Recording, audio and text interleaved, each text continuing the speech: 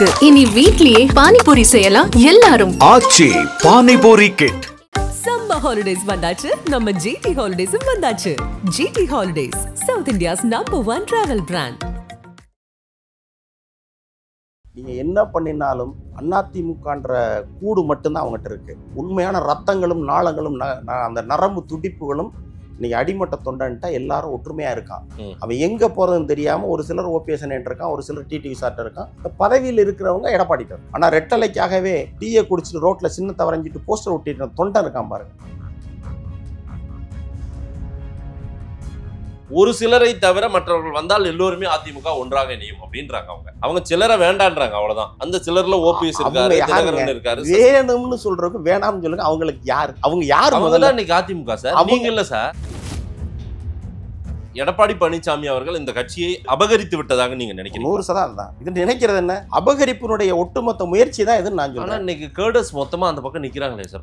எங்க 80 லட்சம் கேடர்ஸ் பொதுக்குழு உறுப்பினர்கள் மொத்த பேருமே அங்க நிக்கிறாங்க. 2400 பேர் நிக்கிறாங்க. நிக்கிறாங்க. ஆமா, எங்கிட்ட வந்து 1.5 கோடி பேர் எங்கிட்ட நிக்கிறாங்க. நாங்க சொல்றோம் எந்த 1.5 கோடி பேர்? ஆமா, இந்த தொண்டரெல்லாம் ஓட்டு போட்டனால தான் பொதுச் செயலாளர்.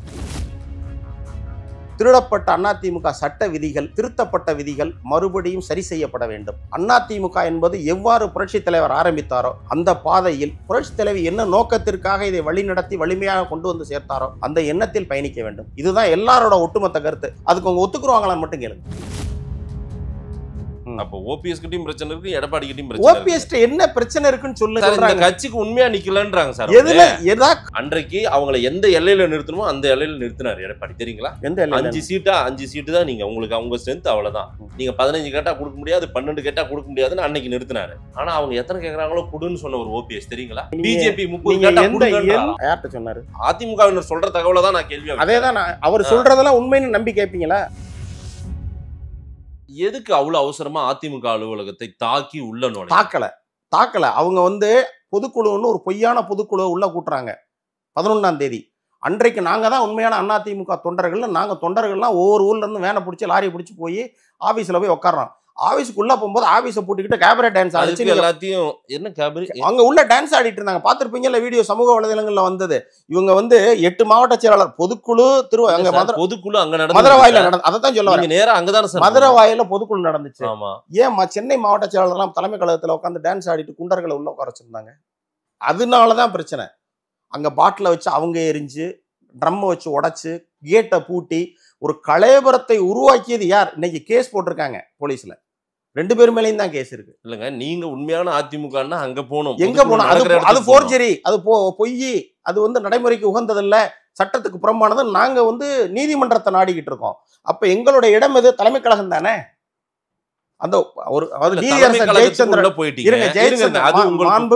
கோயில் மாதிரி சார் சொல்லிடுறேன். உங்களுக்கு கோயில் மாதிரி அந்த இடம் போனீங்க, அவங்க கதவை சாத்தி வச்சிருக்காங்க. நீங்க கதவை உடைச்சிங்களோ தட்டினீங்களோ உள்ள போய் உட்காந்தீங்க.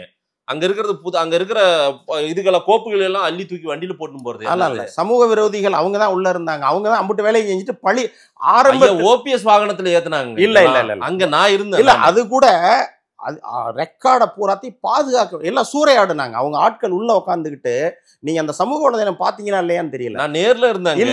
இல்ல ஓபிஎஸ் அவர்களுடைய வாகனத்துல நீங்க ஏன் அந்த மாவட்ட செயலாளர் எல்லாம் பொதுக்குழுக்கு போகாம இங்க இருந்தாங்க? எடப்பாடி அணியில் இருக்கக்கூடிய மாவட்ட செயலாளர்கள் கூட அங்க என்ன சார் வேலை? நாங்க தான் எங்களை தான் நீக்கிட்டோம்ன்றீங்க, எங்களை தான் வெளியேற்றிட்டோம்ன்றீங்க, எங்களுக்கும் கட்சிக்கு சொந்தம் இல்லைன்றீங்க, வேட்டி கட்டக்கூடாது, கொடி பிடிக்க கூடாதுன்றீங்க. நீங்க வந்து கட்சிக்காரவங்க. மாவட்டம் மதுரை, இது சென்னை. பொதுக்குழு நடக்கிறது சென்னையில இருக்க 8 மாவட்ட செயலாளருக்கு இங்க என்ன வேலை? பொதுக்குழு நடத்த வேண்டிய இடத்துல இருக்கிறத விட்டுட்டு நீங்க ஏன் இங்க வந்து உட்காந்தீங்க? அதுவும் சேரை போட்டு ஒரு உள்ள பாத்தீங்கன்னா குண்டர்களா அடைஞ்சிருக்கிறாங்க, டான்ஸ் ஆடிக்கிட்டு. அந்த சமூக வலைதளத்தை பார்த்தாலே தெரியும் அவ்வளவு அராஜகம் அக்க போற அன்னைக்கு. இது ஏன் இப்படி திட்டமிட்டு சதி வேலைகளை? ஒரு விஷயம் சொல்லவா? என்ன பண்ணாலும் சொல்லிடுறேன். நீங்க என்ன பண்ணினாலும் அதிமுகன்ற கூடு மட்டும்தான் அவங்ககிட்ட இருக்கு. உண்மையான ரத்தங்களும் நாளங்களும் அந்த நரம்பு துடிப்புகளும் இன்னைக்கு அடிமட்ட தொண்டன்ட்டா எல்லாரும் ஒற்றுமையா இருக்கான். அவன் எங்க போறதுன்னு தெரியாம ஒரு சிலர் ஓபிஎஸ் இருக்கான், ஒரு சிலர் டிடிவி சார்ட்ட இருக்கான். இந்த பதவியில் இருக்கிறவங்க எடப்பாடிட்ட இருக்கிறாங்க. மாவட்ட செயலாளர், ஒன்றிய செயலாளர், பகுதி செயலாளர், இது மாதிரியான நபர்கள் அங்க இருக்காங்க. ஆனா ரெட்டலைக்காகவே டீயை குடிச்சிட்டு ரோட்ல சின்னத்தை வரைஞ்சிட்டு போஸ்டர் ஒட்டிட்டு தொண்டன் இருக்கான் பாருங்க. அவன் இன்னமும் வந்து நாங்க இல்ல, யாரு? ஓபிஎஸ் தான். நீங்க கேட்கிற கேள்வி கரெக்ட், இடம் தப்பு. இந்த கேள்வியை எடப்பாடிட்ட போய் கேட்கணும். ஏன் வீணாக ஓபிஎஸ் ஏன் நீக்குன, என்ன காரணத்துக்கு நீக்கி இவ்வளவு அதிமுகவுக்கு உண்மையா இல்லன்றாங்க சார். யாரு அவர் தன்னை சுயநலவாதியாக தன்னுடைய சுயநலத்திற்காக எல்லாத்தையும் வந்து இந்த கட்சியை வந்து ஒட்டுமொத்தமா ஏற்று இது சொல்லுங்க. ஒரு காரணத்தை சொல்லுங்க. இந்த துரோகத்தை பண்ணிட்டாருன்னு சொல்லுங்க. இந்த துரோகத்தை பண்ணிட்டாரு, அதனால ஒருங்கிணைப்பாளர் 4 ராஜ்யசபாவா இருக்கா, எனக்கு 2 பிரி உனக்கு 2 பிரின்றாரு. அதே போல எதுவா இருந்தாலும் எனக்கு 30 தொகுதி பிரி, எனக்கு உனக்கு 30 தொகுதியா பிரி, இப்படி பாதியா பங்கு போட சொன்னார். அப்படின்னு யார் சொன்னா? அவங்க சொல்றதுதான் சார். இதெல்லாம் கூவத்தூர்ல எல்லாத்தையும் சொல்லுவாங்களா? கூவத்தூருக்கு பின்பு வாங்க. சரி, இல்ல சார் 2 தலைமையா இருந்தது. நீங்க முதல் சொன்னதுக்கே திரும்ப வந்தேனுங்க. பதவிக்காக அவங்க எதை வேணாலும் காம்ப்ரமைஸ் பண்ணிக்கிடுவாங்க. எவ்வளவு பெரிய பொய்யவும் சொல்லி உண்மையாக்க முயற்சி பண்றாங்க. ஆனா உண்மை ஆகாது. முயற்சி பண்றாங்க. எவ்வளவு முடியுமோ அவ்வளவு முயற்சி பண்றாங்க. இப்ப தேனிக்கு வர்றாரு, தென் மாவட்டத்துல ஒரு கூட்டம். எடப்பாடி பழனிசாமி அம்மா பிறந்தநாள் பொதுக்கூட்டம். தேனிக்கு வர்றாரு, கூட்டம் போடுறாரு. பேசும்போது பாத்தீங்கன்னா சமூக வலைதளத்துல பாருங்க, சேர்புறம் காலியா கிடக்கு. இன்றைய கூட்டம் என்ன தெரியுமா? அரசியல் நிலைமை, இன்றைய நிலைமை. நீங்க கூட்டம் கூட்டணும்னா நீங்க ஒரு பட்ஜெட் போட்டீங்கன்னா கூட்டம் கூட்டிடலாம். இயற்கையா கூடுற கூட்டம் வேறு, செயற்கையா கூட்டுற கூட்டம் வேறு. அவங்க வந்து ஏன் இவ்வளவு கூட்டம் கூட்டினவங்களால ஏன் டெபாசிட்டை தேனியில வாங்க முடியல? அதுக்கு பதில் சரி நான் உங்ககிட்ட கேட்கிறேன். இல்ல நீங்க கேக்குறது இவ்வளவு கூட்டம் கூட்டினீங்கல்ல, மதுரையில அவ்வளவு பெரிய மாநாடு போட்டீங்கல்ல, மதுரையில தானே மாநாடு போட்டீங்க. நல்ல கூட்டமே. நான் வந்திருந்தேன் அந்த மாநாடுக்கு, நான் உங்களோட பேசினேன். ஏன் மதுரையில வந்து அவ்வளவு உதாரண மதுரையில உங்களால வந்து அதிமுக வந்து 3வது இடம் தெரியுமா உங்களுக்கு? 3வது இடம் அதிமுக. பாரதிய ஜனதா ஓபிஎஸ் கூட்டணியில், அமமுகவின் கூட்டணியில் பாரதிய ஜனதா வேட்பாளர் இவங்களுடைய ஆதரவோடு 2வது இடத்திற்கு வந்திருக்கிறார். கம்யூனிஸ்ட் ஜெயிச்ச இடத்துல BJP 2nd place, ரெட்டல 3rd place. நான் 2,00,000 ஆதரவோட OPS TTV, BJP, John Pandian இவங்க எல்லாரும் நின்ன இந்த ஆதரவுல அதிமுக பாட்டாளி மக்கள் கட்சி நீங்கெல்லாம் மதுரையில வந்து மாநாடு நடந்த இடத்துல ஏன் கீழே விழுந்துட்டீங்கன்னு கேக்குறேன். நாங்க அதல்ல ஏன் விழுந்துட்டீங்கன்னு கேக்குறேன். மாநாடு நடத்துனீங்கல்ல மதுரையில, பிரம்மாண்டமான மாநாடு. அங்க ஏங்க உங்களால கட்சியை தூக்கி நிறுத்த முடியும்? அட்லீஸ்ட் தோத்தாவது போங்க. எல்லா ஊர்லயும் தோத்து விட்டீங்க. 11 முறை தோத்தீங்க, இன்னொரு 10 முறை கூட தோத்துக்கங்க, தப்பு இல்லை. அது தோல்விக்காகவே இந்த கட்சியை உங்க கையில் எடுத்து வச்சிருக்கிறீங்க. ஏதோ ஒரு காரணத்துக்காக நீங்க வந்து தோல்விக்காக இந்த கட்சியை வழி நடத்திட்டு போறீங்க. தொண்டர்கள் அனாதையாவே இருந்துட்டு போன தப்பு இல்லை. ஆனா மாநாடு பிரம்மாண்டமா நடத்தின மதுரையில, ஹெலிகாப்டர்ல இருந்து பூத்தூவி தலைவரை வரவேற்ற மதுரையில, ஒரு நாள் முழுவதும் அந்த இடத்தை திருவிழா போல் மாற்றிய மதுரையில ஏன் உங்களால பிஜேபியினுடைய வாக்கு வங்கியில ஒரு 10,000 உங்களால கூட வாங்க முடியல? தாமரை வாங்கின வாக்குல இருந்து ஏன் ஒரு 10,000 உங்களால ரெட்டலைக்கு வாங்க முடியல? அந்த தாமரையை நாங்க வந்து ஆதரிக்கிறோம். ஏன்னா எங்களுக்கான ஒரு இலக்கு, இந்த இயக்கத்தை காப்பாற்றுவதற்கு நாங்க ஒரு கூட்டணி கட்சியில இருக்கோம். கூட்டணி தர்மத்துப்படி அந்த இயக்கத்துக்கு நாங்க வேலை செய்ய வேண்டிய கட்டாயத்துக்கு வந்துடுறோம். சரி, நீங்க ஏன் அந்த தர்ம நியாயம், கூட்டணி தர்மத்துக்கே ஓபிஎஸ் இவ்வளவு விசுவாசமா வேலை செய்யும் போது கட்சியினுடைய முன்னோடிகள், தலைவர்கள், இந்த கட்சியை உருவாக்குனவங்க, அவங்களுடைய நன்றி கடனுக்கு, அவங்க தர்மத்துக்கு, அவங்க தெய்வீக இயக்கத்துக்கு ஏன் நீங்க வந்து தியாகம் பண்ண மாட்டேங்கிறீங்க? ஒரு சிலரை தவிர உங்களை போன்றவர்களுக்கும் சொல்றாங்க அவங்க அந்த மெசேஜ். நீங்கள்லாம் வரலாம்னு சொல்ற மாதிரி தான் அவங்களுடைய நான் பார்த்த வரைக்கும். ஏன்னா உங்களை நல்ல மனிதர்கள்லாம் பேசுறாரு ஆர்பி உதயகுமார் அப்படின்னும் போது நான் பாக்குறேன். ஒரு சிலரை தவிர மற்றவர்கள் வந்தால் எல்லோருமே அதிமுக ஒன்றாக இணையும் அப்படின்றாங்க. அவங்க சிலரை வேண்டான்றாங்க, அவ்வளவுதான். அந்த சிலர்ல ஓபிஎஸ் இருக்காரு, தினகரன் இருக்காரு. வேணும்னு சொல்றதுக்கு வேணாம்னு சொல்லுங்க. அவங்களுக்கு யாரு? அவங்க யாரு? முதல்ல இன்னைக்கு அதிமுக சார், அவங்க இல்ல சார். ஏங்க ஒரு பொருளை எடுத்துட்டு போயிட்டா அது அவங்க பொருள் ஆயிராது. யாரும் எடுத்துட்டு போல. இல்ல இது அபகரிப்பு. ஐயோ, நீங்க தர்மயுத்தத்துல கூடின கூட்டம் மாதிரி ஓபிஎஸ்க்கு இன்னைக்கு கூடுது. அதெல்லாம் விட்டுருங்க. சரி, நீங்க பாருங்க, அவங்க சொல்றாங்கன்னு ஆரம்பத்துல இருந்து ஏதோ ஒரு மைண்ட்லயே ஏத்திட்டு கொஸ்டின் கேக்குறீங்க மாதேஷ். நான் உங்ககிட்ட கேட்கிற கொஸ்டின் சின்ன கொஸ்டின். அதிமுக தமிழ்நாட்டை காப்பாற்றிய கட்சி, தமிழ்நாட்டு மக்களுக்காக நின்ற கட்சி. சரி, நீங்க அந்த நல்ல எண்ணத்துல கேக்குறீங்க. ஆமா, நல்ல எண்ணத்துல கேக்குறேன். அந்த மைண்டே ஓபிஎஸ்ஓ சசிகலாவோ தினகரனோ வந்தாதான் இதெல்லாம் நடக்கும்னு இல்லன்றாங்க அவங்க. அப்படிலாம் இல்லையே. நாங்க ஒரு ஓபிஎஸ் சொல்லல. 1000 ஓபிஎஸ் பின்னாடி நிக்கிறான். 1000 சசிகலா மேடம் மாதிரி 1,00,000 சசிகலா பெண்கள் தொண்டர்கள் இருக்கிறாங்க. டிடிவி சார் பின்னாடி பல லட்சம் தொண்டர்கள் இருக்கு. நீங்க எல்லாருமே ஒண்ணு சேரலையா சார்? ஃபர்ஸ்ட் யார் சொன்னா? நீங்க 3 பேரும் ஒண்ணா நாளைக்கு காலையில எல்லாரும் ஒண்ணு சேரணும்னா ஒண்ணா சேர்ந்தோம். எங்களுக்குள்ள நல்ல ஒற்றுமையோட தான் பயணிச்சுக்கிட்டு இருக்கோம்.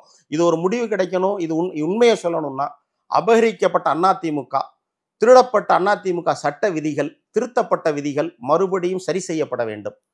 அதிமுக என்பது எவ்வாறு புரட்சி தலைவர் ஆரம்பித்தாரோ அந்த பாதையில் புரட்சி தலைவர் என்ன நோக்கத்திற்காக இதை வழிநடத்தி வலிமையாக கொண்டு வந்து சேர்த்தாரோ அந்த எண்ணத்தில் பயணிக்க வேண்டும். இதுதான் எல்லாரோட ஒட்டுமொத்த கருத்து. அதுக்கு அவங்க ஒத்துக்குருவாங்களான்னு மட்டும் கேளுங்க. இல்ல சார், சிலர் வந்தால் மீண்டும் அதிமுக ஏகப்பட்ட பிரச்சனைகளை சந்திக்கும், மீண்டும் பழைய நிலைக்கு போயிடும். ஏன் இப்ப என்ன வாழுது? நீ பழைய நிலைமை, முதல்ல இருந்த நிலைமை நல்ல நிலைமை இல்ல. இப்ப என்ன வாழுதுன்னு நம்ம எப்படி சொல்ல முடியும்? அதிமுக எத்தனை எம்பி ஜெயிச்சிருக்கீங்க? எத்தனை எம்பி ஜெயிச்சிருக்கீங்க? எத்தனை எம்எல்ஏ ஜெயிக்க போறாங்கன்றத நம்ம பாப்போம் சார். அவங்க அந்த அளவுக்கு நாங்க 66 வெற்றி பெற்றோம், 66 எம்எல்ஏ பெரிய வலிமையான எதிர்க்கட்சியா தானே உட்கார்ந்துருக்கோம்ன்றாங்க 21ல. நீங்க கூடுதலா ஓபிஎஸ் வேலை செஞ்சிருந்தா இன்னும் ஜெயிச்சிருக்கோம்ன்றாங்க. ஒரு விஷயம் உங்ககிட்ட கேட்டுக்கிறேன். நீங்க எந்த நம்பிக்கையில இப்படி எல்லாம் பேசுறீங்கன்னு எனக்கு ஒண்ணும் புரியல. எங்க 7 தொகுதியில டெபாசிட் போயிருக்குங்க. என்ன நீங்க 96 ஓபிஎஸ் வந்தா என்ன 7 தொகுதி டெபாசிட் எல்லாம் சரியாயிடும்ன்றீங்களா? ஓபிஎஸ் வந்தா மட்டும் சொல்லல, ஒட்டுமொத்த அதிமுக ஒண்ணு சேர்ந்தான்னு சொல்றோம். அங்கதான் 1.5 கோடி 2 கோடி தொண்டரா மாறி இருக்கான் சார். எங்க எடப்பாடி பழனிசாமி அவங்க சொல்றாங்க அதிமுக வந்துட்டீங்களா? நான் கேட்ட கேள்விக்கு நீங்களே ஆன்சர் சொல்லிட்டீங்க. 2 கோடி தொண்டர் மாறி இருக்கான்ல. ஏன் 80 லட்சம் பேர் ஓட்டு போட்டு 1,20,000 தொண்டர் எங்க ஓட்டு போட்டிருக்கான்? அவங்களுக்கே ஒரு அயற்சி இருக்கு சார். அங்கு மோடி இல்ல சார், அது நாடாளுமன்ற தேர்தல் சார். எங்க நாடாளுமன்றம் சட்டமன்றம் எல்லாத்தையும் விட்டுருங்க. சின்ன ரெட்டலை தானே தலைவர் எடப்பாடி பழனிசாமி தான். இப்ப நீங்க சட்டமன்றத்துக்கு போகும்போது வேற சின்னத்துக்கு போயிருவீங்களா? அதெல்லாம் கிடையாது. வேற தலைவரை சொல்லிடுவீங்களா? இதே எடப்பாடி பழனிசாமி வச்சு தானே ஓட்டு கேட்பீங்க, இதே சின்னத்துக்கு தானே ஓட்டு போவீங்க. அப்ப மட்டும் தொண்டன் வந்து இல்ல இப்ப எடப்பாடி திருந்திட்டாருன்னு ஓட்டு போட்டுருவானா? நீங்களே சொல்லுங்க, நான் கேட்கல. நீங்க கேட்ட கேள்வியை நான் உங்கள்கிட்ட திருப்பி கேட்கிறேன். 88 லட்சம் ஓட்டு தான் மொத்தம் வந்திருக்குது. அதுல கூட தேமுதிகவுடைய ஓட்டையும் சேர்த்துக்கங்க. தேமுதிக ஓட்டு இருக்குல்ல, அவங்களுடைய ஓட்டையும் சேர்த்துக்கங்க. ஸோ போனா மிஞ்சி 70-80 லட்சம் 73 லட்சம் தான் இருக்கும். 85 லட்சம் தான். சரி, மிச்சம் 2 கோடி நீங்க சொன்னீங்கல்ல, தொண்டர் இருக்கான் 2 கோடி. அவங்க சொல்றதை நான் சொல்றேன், அவங்க சொல்றதான் நானும் உங்ககிட்ட சொல்றேன். அந்த மிச்ச தொண்டர் ஏன் ஓட்டு போடல சார்? ஒன்னும் பிரச்சனை இல்ல சார். இப்ப எல்லாரும் ஒண்ணு சேரணும்னு ஆசைப்படுறீங்கல்ல, மறுபடியும் அதிமுக புத்துயிர் பெற்று ஒரு பெரிய வளமையான ஒரு கட்சியா இருக்கணும்னு நினைக்கிறீங்களா? எல்லாம் எடப்பாடி தலைமையை ஏற்றுக்கொண்டு போறதுன்னா போலாம், அது வேணா, அதுக்கான வாய்ப்புகள் நாங்க இங்க பாருங்க. எடப்பாடி தலைமை ஏத்துக்குங்கன்றது எடப்பாடியுடைய கட்சியா? இது அவர்தான் இன்னைக்கு பொதுச் செயலாளர். எப்படி இன்னைக்கு நீதிமன்றத்தில் நாளைக்கு வழக்கு இருக்கே, எடப்பாடி பொதுச் செயலாளர் தேர்வு செல்லாது, சட்ட விதிகளை திருத்ததை செல்லாதுன்னு அந்த கொஸ்டின் எல்லாம் வாபஸ் வாங்கிடுவீங்களா? இன்னைக்கு சட்டம் சிவில் சூட் நடந்து தேர்தல் ஆணையம் ஏற்றுக்கொண்டது சார். அவர்தான் பொதுச் செயலாளர். தேர்தல் ஆணையம் ஏற்றுக்கொண்டது அன்று. இப்ப தேர்தல் ஆணையம் இப்ப வரைக்கும் வழக்கு நிலுவையில் இருக்கு, இப்ப வரைக்கும் விசாரணையில இருக்கு. எல்லாத்தையும் நோட் பண்ணுங்க. இப்ப வரைக்கும் தேர்தல் ஆணையத்தில் அனைத்து வழக்குகளும் பரிசீலனையில். எனக்கு தெரிஞ்சு ஒரு 50-60 வழக்க நீங்களும் போய் கோர்ட்டா அலைஞ்சிட்டீங்க. எல்லா கோர்ட்டுக்கும் போயிட்டீங்க. பறி கொடுத்தவங்க எல்லா கோர்ட்டுக்கும் போய் எல்லா கோர்ட்லயும் அவங்க போராடி வந்துட்டாரு சார். அவரு இன்னமும் இருக்கா, நிலுவையில் இருக்குன்றீங்க. இருங்க, இன்னமும் நம்பிக்கையில் இருக்கீங்க பாருங்க. உண்மைதான். எந்த நம்பிக்கையில் இருக்கீங்க? தர்மத்தையும் நியாயத்தையும் நம்புறோம். ஒரு 30 தடவை கோர்ட்டுக்கு போயிட்டு தர்மத்தையும் நியாயத்தையும் நம்பாதீங்க, அதிமுகவை நம்புங்க சார். மக்களை நம்புறோம் நாங்க. அதிமுகன்ற கட்சி மக்களை நம்பி, தொண்டர்களை நம்பி உருவாக்கப்பட்ட இயக்கம். நீங்க கோர்ட்டை நம்பி இருக்கிறீங்க. கோர்ட்டுக்கு அடிக்கடி போனது நீங்க தான். இல்ல சரி, நான் அதைத்தான் உங்கள்கிட்ட ஆரம்பத்திலே கேட்டேன். ஒரு பொருள் திருடப்படுறது, ஒரு குற்றம் நடத்தப்படுகிறது, இதுக்கெல்லாம் தீர்வு எங்க கிடைக்கும் நினைக்கிறீங்க? நீதிமன்றமும் இப்போ வழக்கு காவல் நிலையம் தானே. காவல் நிலையம் போகலாம், பொருள் திருடப்பட்டதென்றா. சட்ட விதிகளின்படி ஒரு சொத்து திருடப்பட்டதென்றால் நம்ம வழக்குக்கு போகலாம். இப்ப எங்களுடைய பொருள் நாங்க சொல்றோம், அவங்களுடைய பொருள் அவங்க சொல்றாங்க. 2 நீதிமன்றத்துல தான் போறாங்க. நான் கொஞ்சம் வெளிப்படையா கேட்கிறேன் சார். எடப்பாடி பழனிசாமி அவர்கள் இந்த கட்சியை அபகரித்து விட்டதாக நீங்க நினைக்கிறீங்க? 100% தான். இது நினைக்கிறது என்ன, அபகரிப்பினுடைய ஒட்டுமொத்த முயற்சி தான் இதுன்னு நான் சொல்றேன். இன்னைக்கு கேடர்ஸ் மொத்தமா அந்த பக்கம் நிக்கிறாங்களே சார். எங்க 80 லட்சம் பொதுக்குழு உறுப்பினர்கள் மொத்த பேருமே அங்க நிக்கிறாங்க. 2400 பேர் நிக்கிறாங்க. ஆமா, எங்கிட்ட 1.5 கோடி பேர் எங்கிட்ட நிக்கிறாங்க. நாங்க சொல்றோம் எந்த 1.5 கோடி பேர்? ஆமா, இந்த தொண்டரெல்லாம் ஓட்டு போட்டனால தான் பொதுச் செயலாளர். இந்த தொண்டரெல்லாம் ஓட்டு போட்டனால ஓட்டு கணக்க வேண்டாம் சார். கட்சி இன்னைக்கு யாருக்கிட்ட இருக்குது? கட்சி முழுமையா யாரு ஏத்துக்கிட்டாங்க? திரும்ப பொதுக்குழு உறுப்பினர்கள் சொல்றது தானே அங்க எல்லாமே. இது அதிமுகவுல பைலாவே புரட்சி தலைவர் ஆரம்பிக்கும் பொழுது, இந்த இயக்கத்தை 1972 ஆரம்பிக்கும் பொழுது, பொதுக்குழு உறுப்பினர்களுக்கு பொதுச் செயலாளரை தேர்ந்தெடுக்கிறதுக்கு நீக்கோருக்கு அதிகாரம் இல்லைன்னு பைலாவே இருக்கு. பைலா ரூல்ஸ் எல்லாம் நீங்க ஃபாலோ பண்ணதுன்னா முதல்ல ஒருங்கிணைப்பாளர், இணை ஒருங்கிணைப்பாளர், துணை, இதெல்லாம் வேண்டாம். எதுவுமே இல்லையே, எதுவும் வேண்டாம். அதுவே ஒரு திருத்தம். அதை கொண்டு வந்தது யாரு? அந்த திருத்தத்தை நீங்க ஏற்றுக்க கூடாது. அன்னைக்கு நிலைமை என்ன? அம்மாவையும் ஒண்ணுத்துல எம்ஜிஆரையும் நம்ம கொடியில நீங்க சொன்னீங்கல்ல காம்ப்ரமைஸ்ன்னு. கட்சி காப்பாற்றப்படணுன்றதுக்காக அன்னைக்கு ஓபிஎஸ் கட்சி, எடப்பாடி பழனிசாமி ஆட்சி. இதுதானே ஃபார்முலா. அப்படித்தானே உருவாச்சு. இணைப்புன்றது அங்கதானே உருவாச்சு. ஆட்சியை நீங்க நடத்திக்கங்க. கட்சியினுடைய தொண்டர்களையும் கட்சியும் பாதுகாக்கிற பொறுப்பை நட்டிருக்கட்டும். இந்த இயக்கம் ஒரு அம்மாவுடைய எண்ணத்துக்கு ஏற்றவாறு பயணிக்க வேண்டும் என்பது ஓபிஎஸ் எண்ணம். அன்றையிலிருந்து இன்று வரைக்கும் அதுலதான் மாற்று கருத்து இல்லாம பயணிச்சுட்டு இருக்கிறாரு. இதுல என்ன நீங்க தப்பு கண்டுபிடிச்சு இவரை ரெண்டா இருக்கும்போது எதுவுமே சரியா இல்லைன்றாங்க சார். ஒண்ணா இருக்கும்போது தேர்தல் ஒரு தோல்வியை கண்டிருக்காங்க, அவ்வளவுதான். ஆனால் கட்சி என்னவோ இன்னைக்கு ஒரு பக்கம் வலுவா நிக்குதா இல்லையா? கட்சின்னு ஒரு கட்டமைப்போட இருக்குதா இல்லையா? கட்சி இருந்தேன் ஏங்க, ஒரு ட்ரெஸ் போட்டு நீட்டா வேஸ்ட் சட்டை மட்டும் கட்டியிருந்தா ஒரு மனுஷன் ஆயிட முடியுமா? அவனுக்கு உள்ள நோய் இருக்கா, நோக்காடு இருக்கா, அவன் ஒழுங்கா நடப்பானா, ஓடுவானா, அவனால ஒழுங்கா உட்காந்து சபையில உட்காந்து அவனால ஒரு செயல்பாடுக்கு முடியுமான்றது உடல் ஆரோக்கியமும் முக்கியம், உள்ள ஆரோக்கியம் முக்கியம், அதுக்கப்புறம் தான் வெளித்தோற்றம். இப்ப அதிமுகன்ற வெளித்தோற்றத்துல மட்டும்தான் அங்க இருக்கு, உடல் ஆரோக்கியம் இல்ல. உடல் ரீதியா அந்த கட்சி ஆரோக்கியமா இல்லை. ஏன்னா தொண்டர்கள் யாரும் நாடி நரம்போட ரத்த நாளிகளோட அந்த இயக்கத்தை வந்து வழிநடத்த உண்மை தொண்டனெல்லாம் ஏற்கான், அனாதையா இருக்கான், என்ன செய்யறதுன்னு தெரியாம இருக்கான். இந்த கட்சி பிரிஞ்சு போயிருக்கேன். பிஜேபி வேண்டான்ற முடிவுல அதிமுக நான் ஒரே ஒரு நான் கேட்டுறேன். அதிமுக தொண்டர் பிஜேபி வேண்டான்னு நினைக்கிறாங்க, பிஜேபி அலைன்ஸும் வேண்டாம், மோடியா லேடியான்னு அம்மா கேட்டாங்க. அப்படிப்பட்ட கட்சி நீங்க போய் அவங்களோடவே நிக்கிறோம், நாங்க ஆமாங்க தாமரை ஆதரிக்கிறோம், நாங்க அவங்கள கூட நின்று பாருங்க இவங்க பின்னாடி தள்ளிட்டோம், இதெல்லாம் ஒரு பெருமைன்னு பேசிட்டு இருக்கீங்க நீங்க. இதை எப்படி சார் இந்த தொண்டர் ஏத்துப்பான்? சரி, அப்ப அந்த தொண்டர் ஏத்துப்பாங்க? அது பாரதிய ஜனதா அலையன்ஸ்ல கூட்டணியில இணை ஒருங்கிணைப்பாளர் கையெழுத்து எடப்பாடி பழனிசாமி 2020 இன்னைக்கு வாங்க, நீங்க இப்பக்கு வாங்க. நான் கேட்கறது இன்னைக்கு இல்ல, 2024 21 எலெக்ஷன் வந்துச்சுல, எம்எல்ஏ எலெக்ஷன், அப்ப ஏன் கையெழுத்து போட்டாரு? வேண்டாம், நம்ம வந்து அம்மா இப்படி வந்து கேட்டாங்க, ஆட்சி முடிஞ்சு போச்சு, ஆட்சி முடிகிற வரைக்கும் தயவு தேவைப்பட்டுச்சு, ஆட்சி முடிஞ்சு போச்சு, இனி நம்ம வந்து நம்ம எல்லா சமுதாயத்து மக்களும் எல்லா மதத்தை சார்பட்ட இயக்கமா இதை கொண்டு போறோம் நம்ம, அதனால வேண்டாம் பிஜேபி. அன்னைக்கு உதறி இருக்கணும்ல எடப்பாடி பழனிசாமி, ஏன் உதறல? அன்னைக்கு இருந்த நிலை என்னன்றது உங்களுக்கும் தெரியும். ஆட்சியை காப்பாத்துறக்கா இருந்தாருன்னு சொல்றீங்க. ஆமா, ஆட்சி முடிஞ்சிருச்சுல, முடிஞ்சது சார். முடிஞ்ச பிறகாகவும் அவங்க வந்து ஆட்சி பொறுப்புல மேல இருந்தாங்க. நான் சொல்றதை நீங்க கொஞ்சம் தெளிவா புரிஞ்சுக்கோங்க, அப்பதான் நான் வந்து அவங்க என்ன சொல்றாங்கன்றதை நீங்களுமே அதை புரிஞ்சுக்கணும்.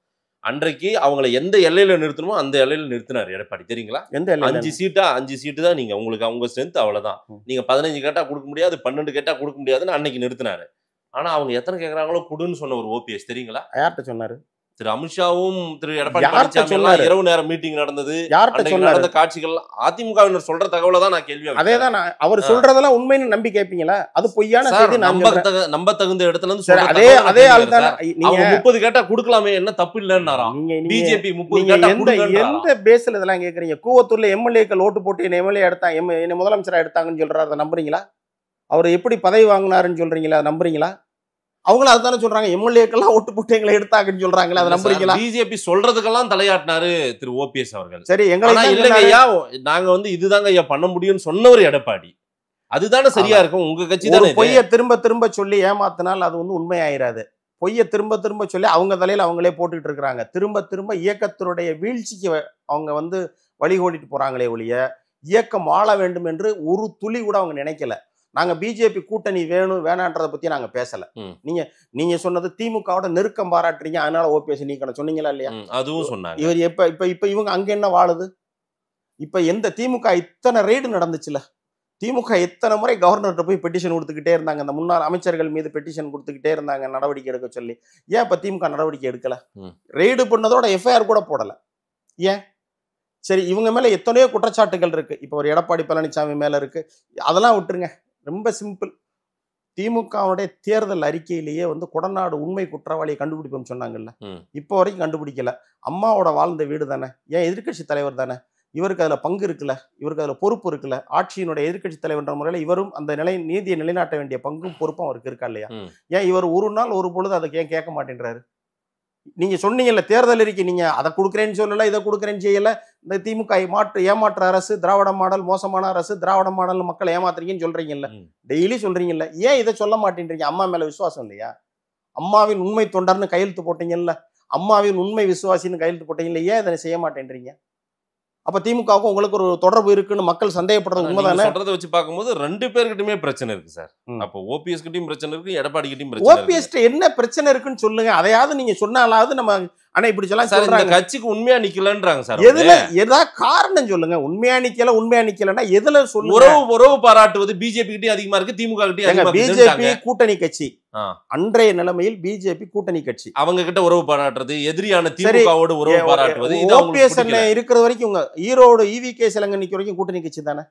ஆமா, அப்போ வரைக்கும் உறவு பாராட்டிட்டு தானே இருந்தோம். ஆமா, அதுக்கப்புறம் நீங்க முறிச்சிட்டு வந்துட்டீங்க, நாங்க இப்போ வரைக்கும் கூட்டணி கட்சி. இப்ப என்டிஏல ஓபிஎஸ் தலைமையிலான இந்த உரிமை மீட்புக்குள் இன்னைக்கு வரைக்கும் பயணிக்கிறோம். நாங்க ஒரு பாராளுமன்றத்துல நின்று கௌரவமா 33.7% ஓட்டு வாங்கி அதிமுக நாங்க தான் ஒரு தொகுதியில நின்று வாங்கியிருக்க ஓட்டு தான் இனிமே தமிழ்நாடு முழுமைக்கும்.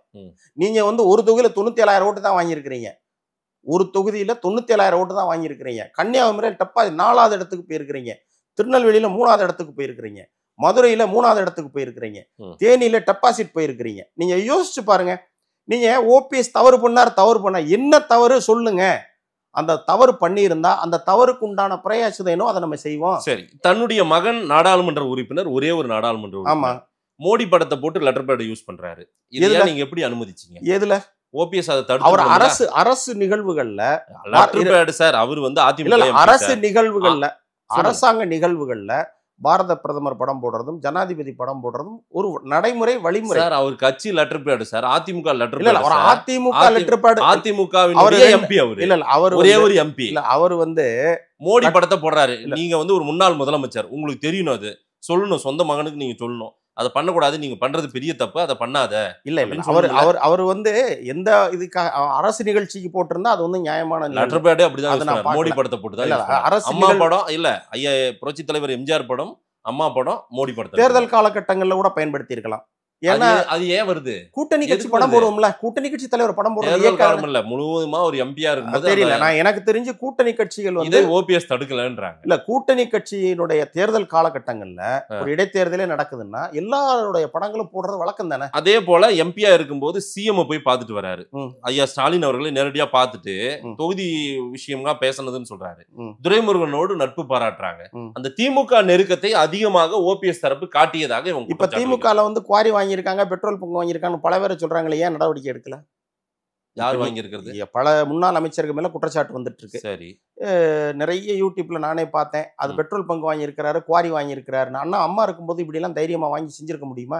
இப்ப அவருக்கு பக்கத்திலே உட்கார்ந்து இருக்கிறாங்கலாம் சொல்றாங்க. எடப்பாடி பக்கத்திலே அவங்களையும் வச்சு ஆலோசனை கேட்டுக்கிட்டு இருக்கிறாருன்னு. ஏன் அவங்க மேல நடவடிக்கை எடுக்கல? திமுகவோட நெருக்கமா நியாயம் தான். நீங்க பண்ணதெல்லாம் பாருங்க, இத்தனை தவறு பண்ணிருக்கீங்க, இத்தனை பேரை போய் சந்திச்சிருக்கீங்க. எங்களைத்தான் இந்த குற்றச்சாட்டுக்காக நீக்கிட்டீங்கன்னு சொல்றீங்க. இந்த தப்பு பண்ணாரு, இப்படி நெருக்கம் காட்டினாரு. நாங்க என்னமோ திமுகவோட நெருக்கமா இருந்த மாதிரி சொல்றீங்க. மோடி பாரத பிரதமருடைய மோடி படத்தை போட்டோம்னா ஒரு அரசு நிகழ்ச்சி, அரசு விழாவில் அல்லது கூட்டணி கட்சி தேர்தலில் வந்து ஒரு கூட்டணி கட்சி தலைவர்களுடைய படங்களை போடுவது நடைமுறை. அதுல வந்து எங்களுக்கு ஒன்றும் மாற்று கருத்து இல்லை. நீங்க வந்து ஓப்பனா திமுகவோட நெருக்கம் பாராட்டி காரியங்கள் சாதிச்சுக்கிட்டு விஷயங்களை பண்ணிக்கிட்டு இருக்கிறீங்களே, இப்ப ஏன் அவங்க மேல நடவடிக்கை எடுக்கல? இந்த குற்றச்சாட்டை இந்த பக்கமும் வைக்கிறீங்க. நீங்க இருக்குல்ல, வைக்கல. நிதர்சனமான உண்மையா இல்லையா சார்? அதிமுக இப்ப மறுபடியும் வெற்றி பெறணும் 26ல. சரி, நீங்க வந்து சிரிச்சாரு. முத ஓபிஎஸ் நீக்க சொன்ன பர்பஸ் என்ன தெரியுமா? சொல்லுங்க. திமுக இவரை வந்து முதல்ல வந்து நீக்கிறதுக்கு ஸ்டாலினை பார்த்து சிரிச்சிட்டாருன்னு.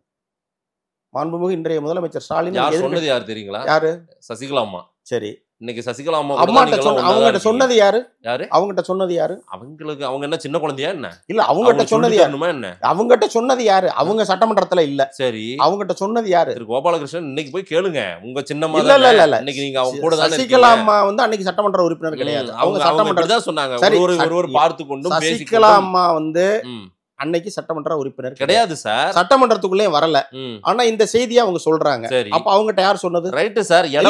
எடப்பாடி தரப்பே கூட சொல்லிருக்காங்கல்ல. அதோட நிறுத்துங்களேன். ஒவ்வொரு முறையும் சசிகலா பற்றியான நிலைப்பாடு எடுக்கும் போது இருங்களேன்.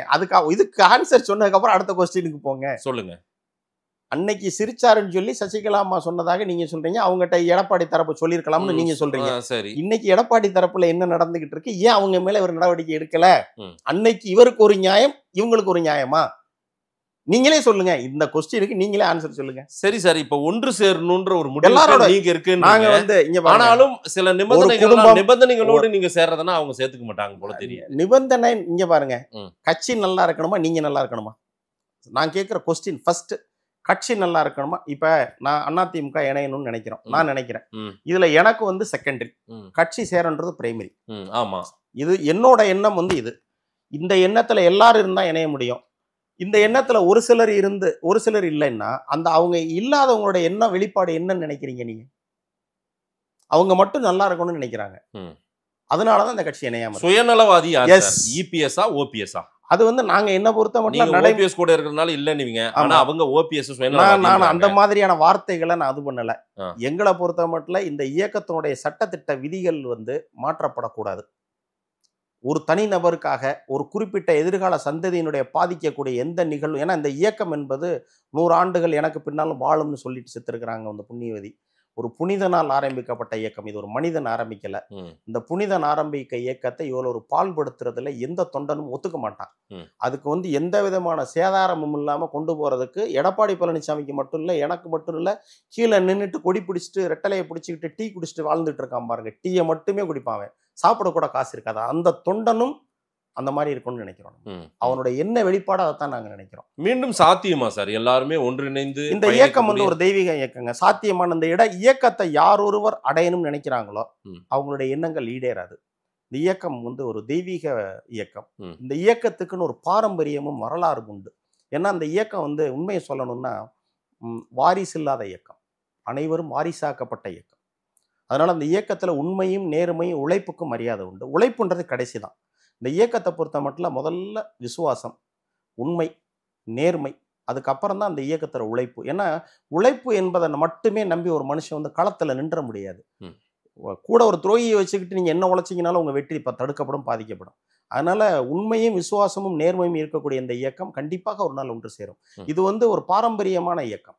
ஆனா ஒரு பாரம்பரியத்துக்கு மட்டுமான இயக்கம் அல்ல, ஒரு ஜாதி சமயத்துக்கு அப்பாற்பட்ட இயக்கம். இதுல எல்லா சமுதாயத்தை சேர்ந்தவர்களுக்கும் இடம் உண்டு, எல்லா தோழர்களுக்கும் இடம் உண்டு, எல்லா மதத்தினருக்கும் இடம் உண்டு. அதனால அந்த இயக்கம் கண்டிப்பா சேரும். அந்த நம்பிக்கை எங்களுக்கு உண்டு. அந்த நம்பிக்கையோட நாங்களும் பயணிச்சுக்கிட்டே தான் இருப்போம். அதுக்காக நாங்க கட்சியை விட்டு போக மாட்டோம், கட்சியை விட்டு என்னைக்கும் கட்சி துரோகம் பண்ண மாட்டோம், கட்சியை விட்டு நாங்க என்னைக்கும் இயக்கத்தை விட்டு எந்த தலைவர்களையும் நாங்க புறக்கணிக்க மாட்டோம். ஒரு அண்ணன் எடப்பாடியா இருக்கட்டும், உதயகுமாரா இருக்கட்டும், நீங்க சொல்லக்கூடிய எந்த தலைவர்களாக இருந்தாலும் எங்களை பொறுத்த மட்டும் மதுரையில் எதிர்க்கட்சி துணைத் தலைவராக மதுரை மாவட்டத்துக்கு கொடுத்துருக்குறாங்க.